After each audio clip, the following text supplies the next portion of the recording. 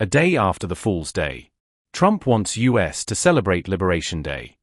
To some it may sound confusing as the US celebrates Independence Day on July 4th, the day when the Americans succeeded in liberating the US from the imperial clutches of the English. But, let us tell you, Trump's Liberation Day in no way refers to the American struggle for freedom from the colonial British. It is in fact the day when Trump's reciprocal tariffs kick in. A move that he claims will free the United States from foreign goods. What's Trump's plan? Trump is all set to announce import taxes, including reciprocal tariffs on April 2nd. The reciprocal tariffs, as the term suggests, will be equivalent to the tariffs imposed by other countries on import of American products. A tit-for-tat tariff policy applicable on friends and foes alike. So far, Trump has talked about taxing the European Union, South Korea, Brazil, and India, among other countries.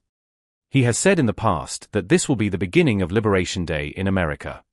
Trump has also suggested that he will be flexible with his tariffs, saying he will treat other nations better than they treated the US. The US president plans to tax imported pharmaceutical drugs, copper, and lumber. He has put forth a 25% tariff on any country that imports oil from Venezuela, even though the US also does so.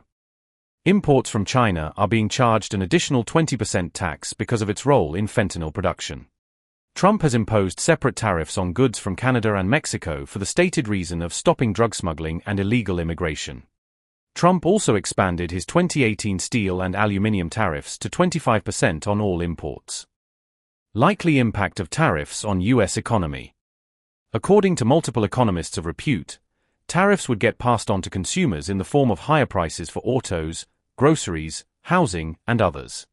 In other words, harm the U.S. economy instead of spurring growth and creating jobs as Trump expects.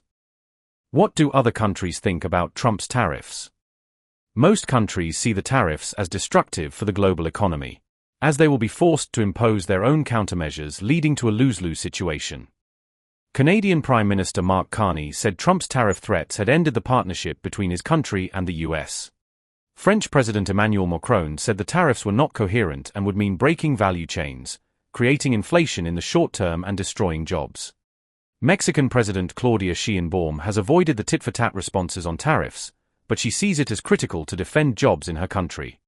The Chinese government said Trump's tariffs would harm the global trading system and would not fix the economic challenges identified by Trump. Why Trump wants to call April 2nd Liberation Day. At a rally last year in Nevada, Trump said the day of the presidential election, November 5th, would be Liberation Day in America. He later gave his inauguration the same label. And now, perhaps to underscore the importance of tariffs, has decided to call April 2nd the Liberation Day. His repeated designation of the term is a sign of how much importance Trump places on tariffs.